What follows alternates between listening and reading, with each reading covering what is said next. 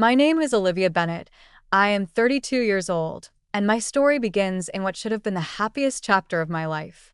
I had just given birth to my first child, a beautiful baby boy named Noah. I had dreamed about becoming a mother for years, and when I finally held him in my arms for the first time, it felt like my whole world had shifted into focus. I was exhausted, emotional, overwhelmed, but also filled with a love so intense that it scared me. My husband, Ethan, was beside me every step of the way, his face glowing with pride when he looked at our son. But in the background of all this joy, there was a shadow I didn't anticipate. My mother-in-law, Lorraine. Lorraine was 58, sharp-tongued, stubborn, and endlessly interfering. From the day Ethan and I started dating, she had made it clear that she believed no woman would ever be good enough for her son. I had thought that after our wedding, things might soften. I thought wrong. The day we brought Noah home from the hospital, Lorraine showed up at our door with bags of baby clothes, bottles, blankets, and a force of authority that suffocated the room. She marched straight to the crib, scooped Noah into her arms, and declared, "This is my baby." At first, I laughed nervously, assuming she meant it in the doting grandmother way. But as the days passed, it became clear that Lorraine wasn't joking. She introduced Noah to neighbors as my boy, she corrected me when I held him, and she openly criticized the way I swaddled, fed, or even rocked him to sleep. "You're doing it wrong, Olivia," she would scold, her voice sharp. This is how I raised Ethan, and he turned out perfect. Ethan tried to calm me down when I confided in him. "She doesn't mean anything by it," he said gently, rubbing my shoulder.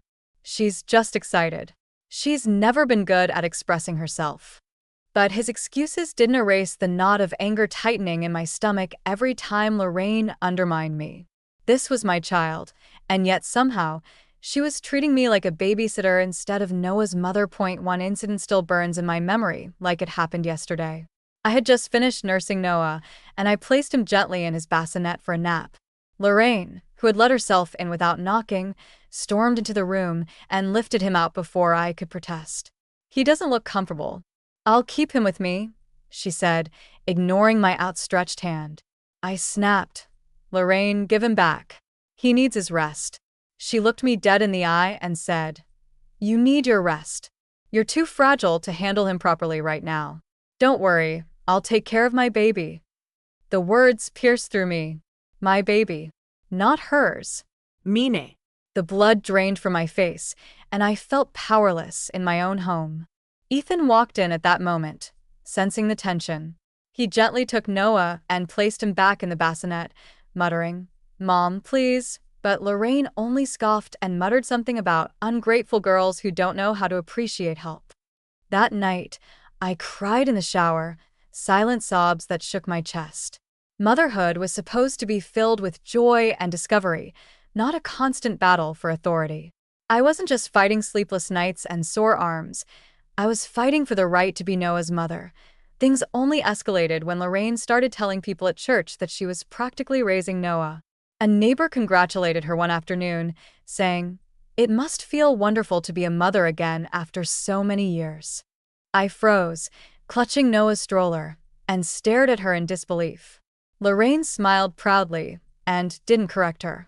Instead, she nodded and replied, "Yes, it's been such a blessing to have him in my life. He's everything to me." I went home shaking with rage. When I confronted her later, her words chilled me to the bone. "You should be grateful I'm here. You're not capable of handling this on your own. You should thank me for stepping in." That was the moment something inside me hardened. I had been patient. I had bitten my tongue.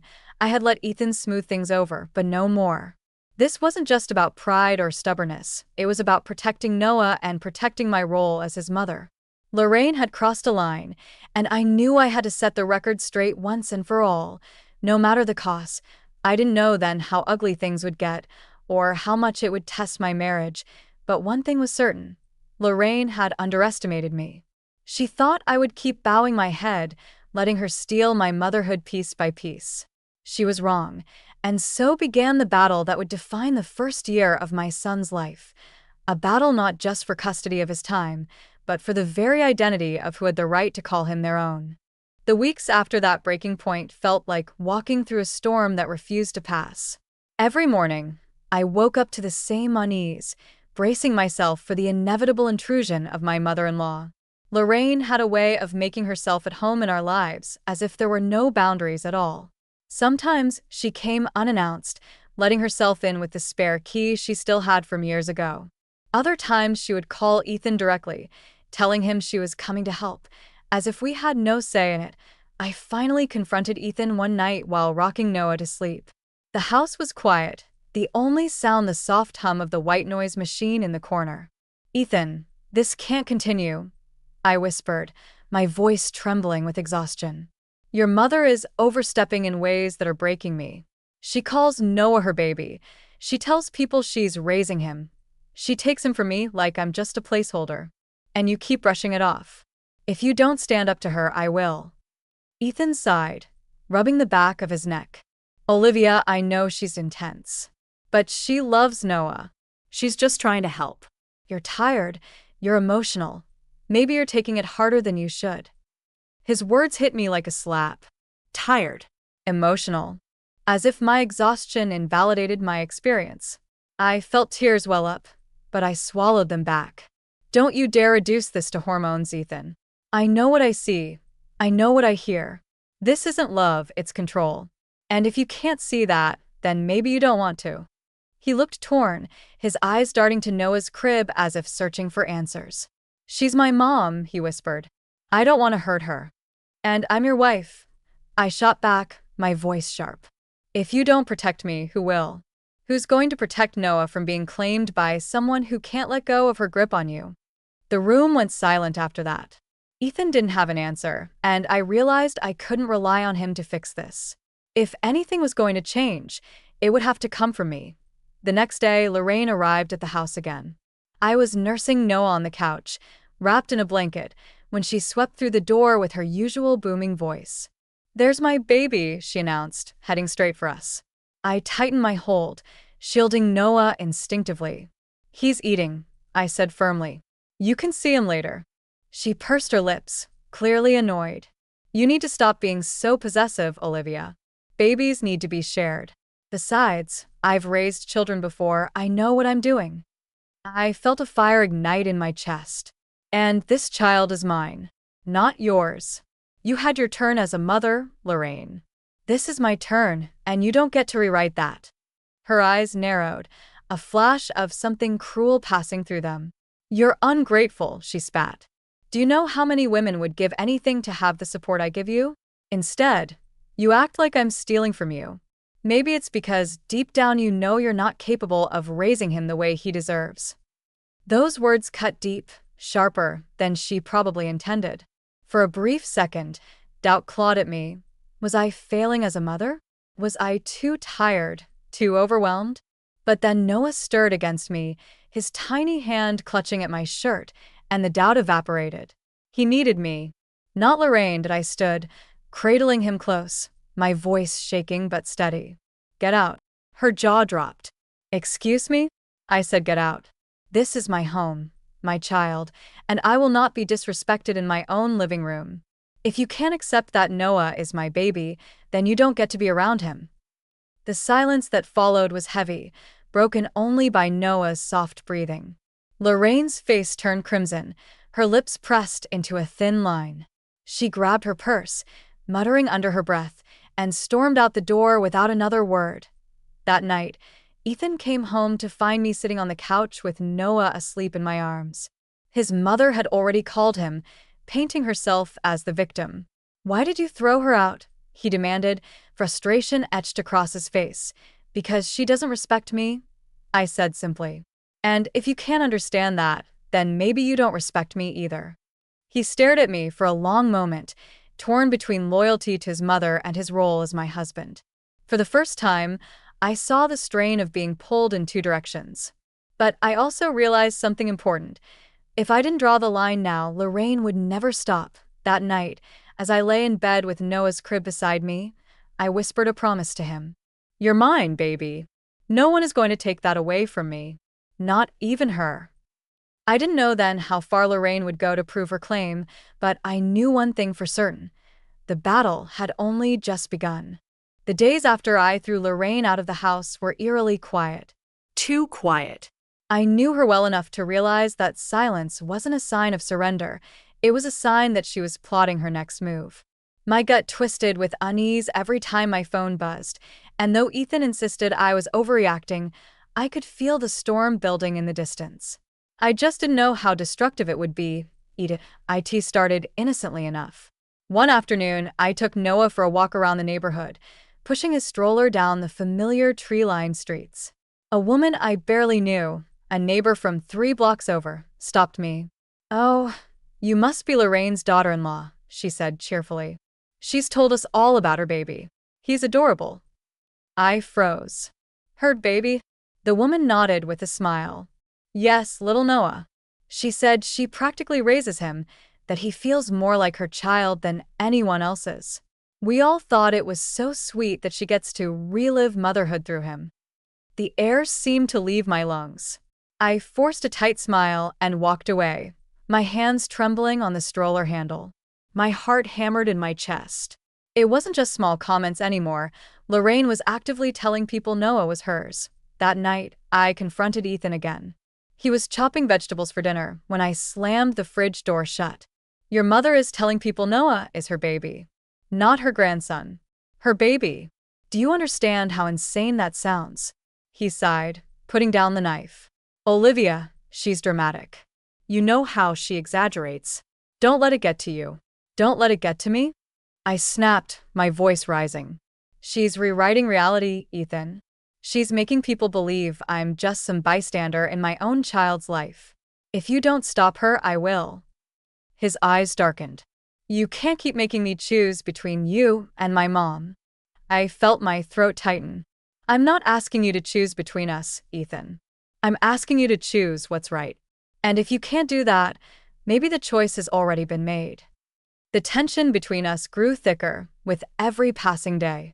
Then came the moment that shattered what little patience I had left. One Sunday morning, we went to church as a family.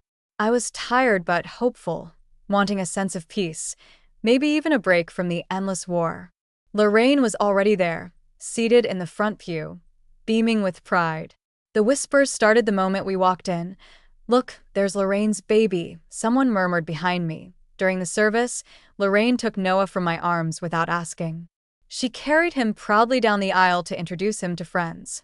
"This is my baby," she announced, her voice loud enough to echo. People smiled, congratulated her, and not a single person corrected her. My chest burned with humiliation and rage. I stood frozen, my fists clenched, tears stinging my eyes. After the service, I marched up to her, my voice trembling but sharp. "Stop saying that. He is not your baby, Lorraine. He is mine. Do you understand me?" "Meaning?" She tilted her chin defiantly, clutching Noah tighter. "You're too fragile to raise him alone, Olivia. I'm just doing what's best for him. One day, he'll thank me." The audacity of her words made my knees weak. People turned their heads, pretending not to eavesdrop, but I knew they were listening. "Give him back," I demanded, my voice breaking. Ethan rushed over, looking horrified, but instead of taking my side, he tried to smooth things over. "Mom, please. Olivia is just stressed." Just stressed. The dismissal cut deeper than I could bear. My vision blurred with tears, and I nearly screamed. "I am not stressed. I am his mother. And if anyone in this room thinks otherwise, they're delusional." Finally, Ethan pried Noah out of her arms, handing him back to me. Lorraine's face was crimson with fury, but she said nothing. She simply turned on her heel and walked away, whispers following her out the door. That evening, she called our house. I answered before Ethan could. Her voice was cold, stripped of its usual dramatic tone. "You've embarrassed me for the last time, Olivia. You think you're his mother because you gave birth to him, but you don't understand what being a mother means. I won't let you ruin his life with your incompetence." I was shaking, gripping the phone so tightly my knuckles whitened. "If you ever call him your baby again, if you ever undermine me in public again, you'll regret it. I swear, Lorraine, I will set the record straight. Everyone will know the truth, and you will not win." There was silence on the line, followed by a low, bitter laugh. "We'll see," she said, before hanging up. That night, I couldn't sleep. I lay in bed with Noah curled against my chest, my mind racing with fury and fear. Lorraine wasn't going to stop. She was escalating, and Ethan was too blind or too weak to put a stop to it. As I watched my baby sleep, I realized I had two battles ahead. One against a mother-in-law who wanted to claim what was mine, and another against a husband who didn't yet understand that silence in the face of betrayal was as dangerous as betrayal itself. And I promised myself right then, as Noah's tiny breaths warmed my skin, that I would not lose. I would fight with every ounce of strength I had, because no one, not even Lorraine, was going to take my child away from me. The weeks after that phone call felt like living in a pressure cooker. Every day I woke up expecting Lorraine to cross another line, and she never disappointed. She stopped calling the house, but started posting pictures of Noah on Facebook without my permission, photos Ethan had sent her privately, now accompanied by captions like, "My baby brings me so much joy." Friends and acquaintances began commenting, congratulating her, praising her devotion, and each word made me feel like someone was erasing me from my own child's life. Pixel by pixel, I confronted Ethan immediately. He was sitting on the couch scrolling through his phone when I shoved mine in front of him, the screen glowing with one of Lorraine's posts. "Do you see this? She's telling the entire world Noah is her child." He groaned, rubbing his temples. "Olivia, it's just social media. People exaggerate." My hands shook with rage. "This isn't exaggeration, Ethan. This is her narrative, and if you keep letting her spread it, people will believe it. I'm not going to let my motherhood be stolen because you're too afraid to upset your mom." His face hardened. "You're blowing this out of proportion." I stared at him, disbelief coursing through me. Out of proportion? Ethan, she walked through a church full of people and called Noah her baby. She tells neighbors she's raising him. Now she's blasting it online. How far does she have to go before you admit this isn't normal? The silence that followed was unbearable. I realized in that moment Ethan wasn't going to stand up to her. Not unless he was forced to that night. After Ethan fell asleep, I sat at the kitchen table with Noah's birth certificate spread out in front of me. His name, my name, Ethan's name, clear proof of who his parents really were. Lorraine could claim whatever she wanted with her words, but on paper, the truth was written in black and white. I decided then I needed to go further than arguments. I needed to protect myself and my son legally. The next morning, I called a family lawyer named Sophia Green, recommended by a friend from my parenting group. Sitting in her office with Noah asleep in his carrier beside me, I poured out the entire story. Lorraine's comments, her behavior at church, the Facebook posts, the way she undermined me in my own home. Sophia listened carefully, her eyes sharp and empathetic at the same time. "Olivia," she said finally, "you're right to be concerned. This isn't just overstepping. This is someone actively trying to rewrite reality. I've seen cases where grandparents escalate to seeking custody or visitation rights under false claims of unfit parenting. If she's already undermining you publicly, she might try to take it further." The blood drained from my face. "Custody? She could actually try that." Sophia nodded. "It's rare, but it happens. That's why you need to document everything. Keep records of her comments, her posts, and every incident where she undermines your role as Noah's mother. If it ever comes to court, you'll want proof that she's been trying to claim him as her own." Her words ignited something inside me. Fear, yes, but also a fierce determination. I wasn't just protecting my pride anymore. I was protecting Noah's future. That evening, I told Ethan about the meeting. His face went pale. "You went to a lawyer?" "Yes," I said firmly. "Because you won't protect us, so I have to. If your mother ever tries to pull something legal, I'll be ready. And if you think I'm bluffing, try me." He rubbed his forehead, torn between his loyalty to his mother and the reality slapping him in the face. "She wouldn't go that far," he muttered weakly. I cut him off. "You don't know that. And frankly, I don't trust her not to. From now on, I'm documenting everything. Every time she calls him her baby, every time she takes him without asking, every post she makes. I'm done letting her twist the story. The first real test came the following weekend. Ethan's parents invited us over for Sunday dinner, hoping to smooth things over. I was hesitant, but part of me wanted to face Lorraine head-on, to show her I wasn't intimidated. We arrived with Noah in his car seat, and Lorraine immediately swooped in, her smile wide but her eyes sharp. "There's my boy," she cooed, reaching for him. I held onto the car seat firmly. "You mean your grandson?" I corrected, my voice calm but ice-cold. The room went still. Lorraine's lips twitched, but she forced a laugh. Of course. But I saw the flicker of anger in her eyes. Dinner was tense. Lorraine kept making little comments, how Noah smiled more in her arms, how he looked like Ethan as a baby, how she could tell he preferred her touch.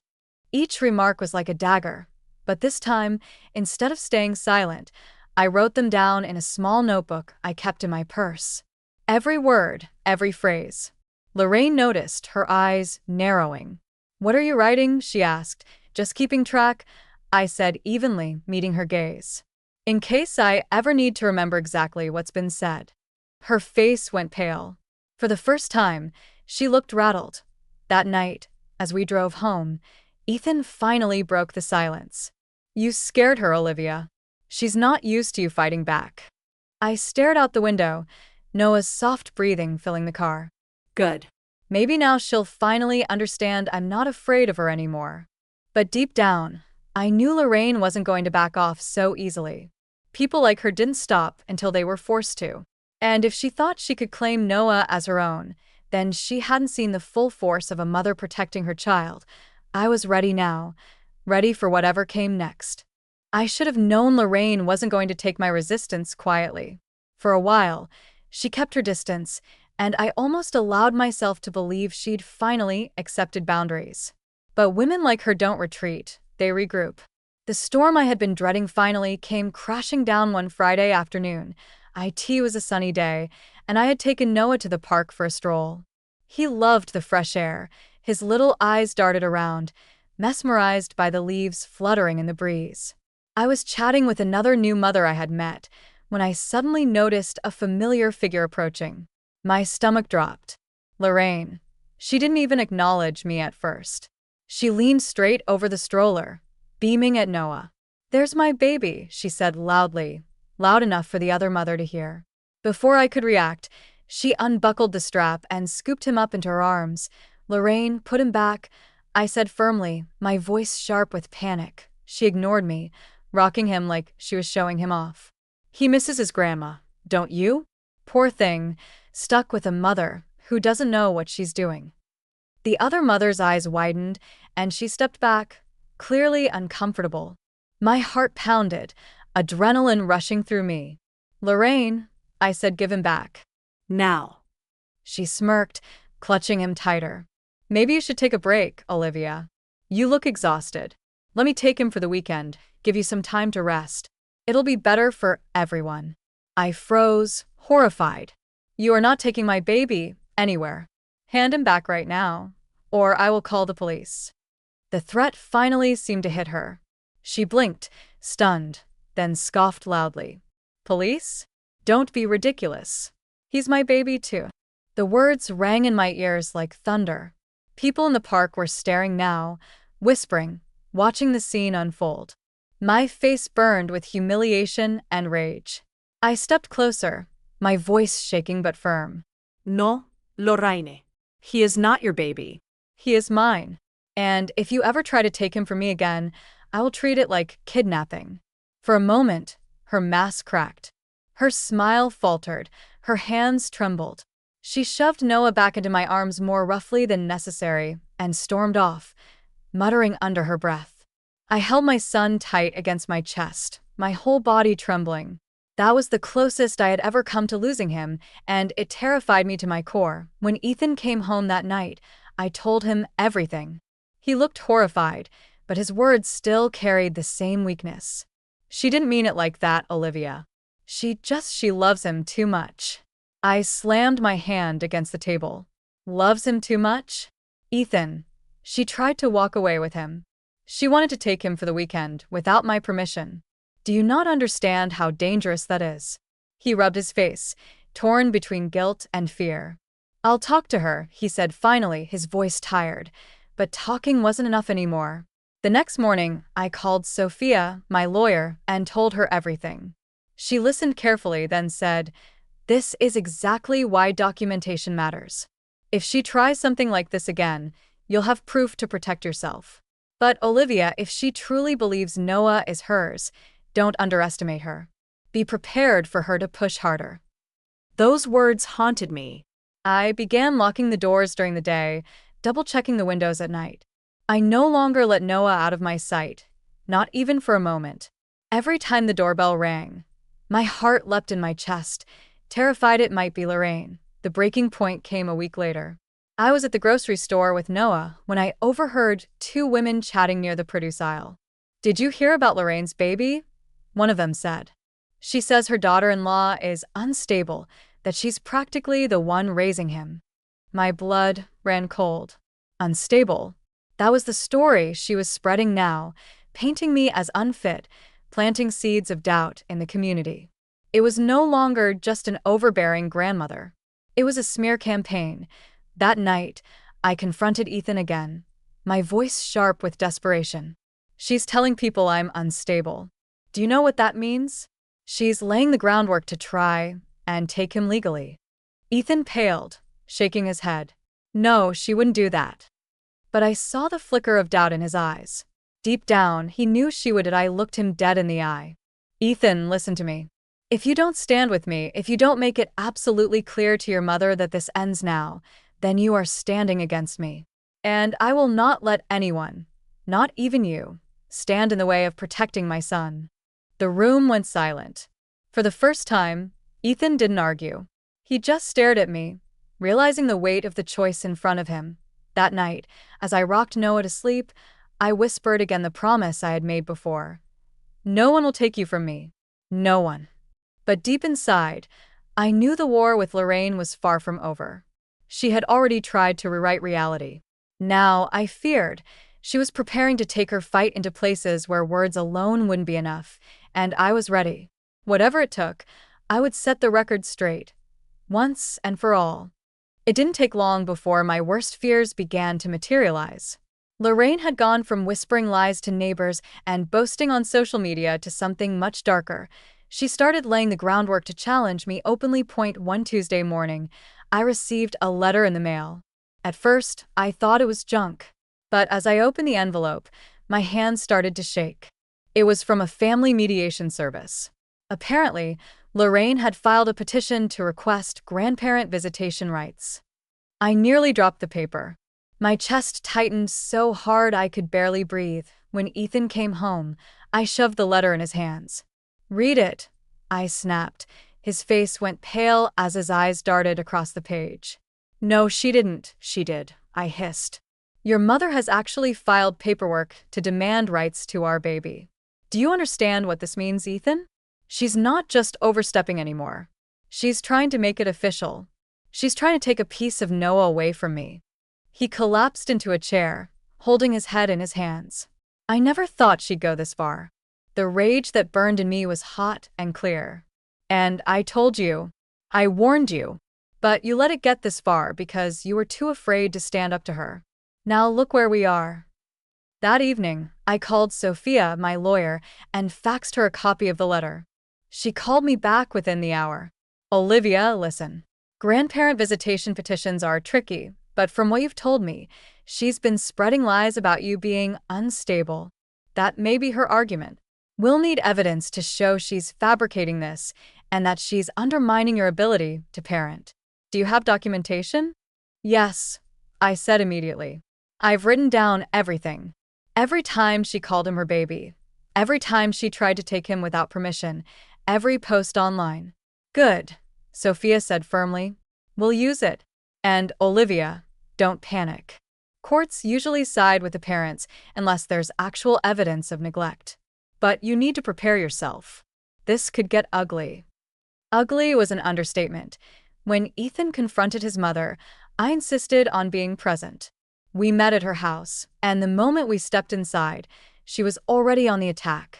"You left me no choice," Lorraine declared, standing tall in her living room as if she were the queen of it. I'm his grandmother. I deserve rights to see my baby. Olivia is unstable, and I won't sit by while she ruins him.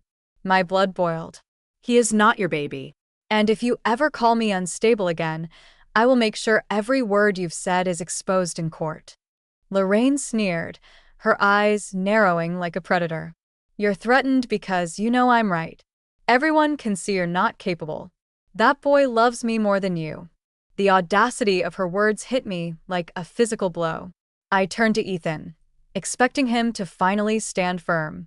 For a long, agonizing moment, he said nothing, staring at the floor. My heart sank. But then, to my shock, he raised his head and spoke. Mom, stop, Ethan said, his voice shaking. Noah is Olivia's son. She is his mother, and nothing you do will change that. If you keep this up, you'll lose us both. Lorraine's jaw dropped, as if she couldn't believe her son had dared to defy her. Ethan, how can you take her side over mine? Because it's not a side, he said firmly. It's the truth. You've gone too far. For the first time, I saw something shift in Ethan. It was as though he finally realized silence was no longer an option. He had watched me suffer, and now he was forced to choose. And he chose us. But Lorraine wasn't done. She slammed her hand against the coffee table. You'll regret this. Both of you, she spat. I will not be erased from his life. We walked out that night with my heart pounding, Noah sleeping peacefully in his carrier, oblivious to the war raging over him. But I knew this was far from over. And the weeks that followed, Lorraine doubled down. She showed up at church crying, telling people I was keeping Noah from her. She spread rumors that I was depressed, that I couldn't cope, that Ethan was the real caretaker. Some people believed her. Others gave me sympathetic glances, but the damage was done. The whispers were everywhere. One evening, while rocking Noah to sleep, I looked down at his tiny face and made a silent vow. I will not let her win. I will not let her rewrite my story or my son's. I gathered every screenshot, every note, every witness who had seen her call him my baby. Sophia built the case brick by brick, and slowly, I felt the tide turning. Ethan, now firmly on my side, started speaking up too. When his mother called, he ended the conversations quickly. When she tried to visit, he refused, and though the fear still lingered, fear of courtrooms, of judges, of losing even a sliver of my motherhood, something inside me shifted. I was no longer the fragile new mom crying in the shower, while my mother-in-law stole moments with my child. I was stronger now. Lorraine thought she could claim my baby as her own. But what she underestimated was a mother's will. And I was ready to prove to her, to the court, and to anyone who doubted me that I wasn't going to surrender. Not now. Not ever. The day of the court hearing felt like stepping into a nightmare I had never imagined for myself. I should have been at home, rocking Noah to sleep, humming softly while he clutched my finger. Instead, I was sitting in a sterile room filled with strangers, about to fight for something that should never have been questioned, my right to be his mother. Lorraine walked in, head held high, wearing a pearl necklace and a smug smile that made my stomach turn. She looked like she was attending a social luncheon, not a legal battle over her grandson. Ethan sat beside me, silent but tense, his hands clenched into fists on his lap. When he met my eyes, there was guilt there, but also determination. He had finally chosen a side, and it was mine. When the judge entered, the room fell silent. The proceedings began with Lorraine's lawyer painting a picture of me that was almost unrecognizable. He spoke of a fragile young woman overwhelmed by motherhood, of episodes of instability, and of a grandmother stepping in out of necessity. Each word was like a dagger, twisting the truth into something grotesque. My chest burned, but I stayed still, clutching my folder of evidence like a lifeline. Then it was my turn. My lawyer, Sophia, stood tall, her voice calm but cutting. She presented every screenshot, every note I had kept of Lorraine's behavior. She showed the Facebook posts where Lorraine had called Noah her baby, the written accounts from neighbors who had heard her say the same. She detailed the incident at church, the scene at the park, the threats on the phone. Piece by piece, she built the reality that I had been living, exposing Lorraine's obsession for what it truly was. When Sophia handed me the floor to speak, my voice trembled at first, but then it grew stronger with every word. Your Honor, I may be a new mother, but I am not an incapable one. I have cared for Noah every single day of his life. I have loved him, protected him, and sacrificed sleep, comfort, and peace for him, because that is what mothers do. My mother-in-law is not trying to support me. She is trying to replace me. And I will not allow my son to grow up confused about who his real mother is. For the first time, I saw Lorraine's confident smile falter. Her eyes narrowed, and she shifted uncomfortably in her seat. After hours of testimony, the judge finally spoke. His words were clear, steady, and firm. The evidence presented shows no signs of neglect or instability on the part of the child's mother. In fact, it demonstrates a pattern of interference from the grandmother that undermines the mother's role. Therefore, this court denies the petition for visitation rights. The gavel struck, and just like that, the weight that had been pressing down on my chest for months lifted. Relief washed over me so powerfully, I nearly broke down right there. Ethan squeezed my hand, whispering, "It's over." Lorraine, on the other hand, looked like the world had just slipped out from under her feet. She stood abruptly, muttering angrily as she stormed out of the courtroom, refusing to meet our eyes. And for once, I didn't care. Her voice no longer had power here.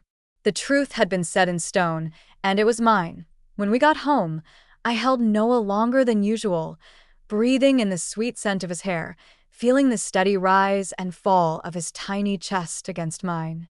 Tears slipped down my cheeks, but they weren't of fear this time. They were of victory, of gratitude, of the unshakable bond that no one, not even Lorraine, could tear apart. That night, as I put him to bed, I whispered softly, "You're mine, baby. And no one will ever take that from us."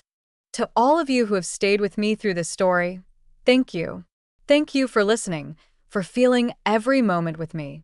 If there's one thing I've learned, it's that silence in the face of disrespect only feeds it. Whether it's a partner, a friend, or even family, you have the right to set boundaries and defend them.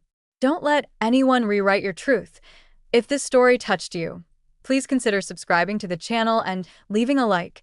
It helps more than you know and allows me to keep sharing stories that matter. Your support means everything. Until next time, take care of yourselves, stand up for your worth, and never forget that your voice matters.